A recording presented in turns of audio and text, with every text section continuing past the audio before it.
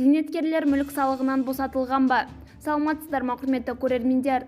Егер осы хабарды толық білгіңіз келсе, бейне астындағы лайк және подписациядан баларын басып, біздің арнамызға жазылуды ұмытпаңыз. Егер сіз жазылған болсаңыз, онда біз бастадық. Әлеуметтік желілерде зейнеткерлер жеке тұлғалардың мүлік салығынан толығымен босатылғандығы туралы ақпараттар алуда. Дегенмен бұл ақпарат шындыққа жанаспайды. Себебін қр қаржы министрлігінің мемлекеттік кірістер комитетінде толық түсіндірді, деп хабарлайды бақ.кз. Қр салық кодексіне сәйкес бөлек тұратын зейнеткерлер заңды мекен-жайы бойынша тек қана зейнеткерлер тіркелген барлық салық салу объектісінің жалпы құнынан айлық есептік көрсеткіштің 1000 еселенген мөлшері шегінде босатылады.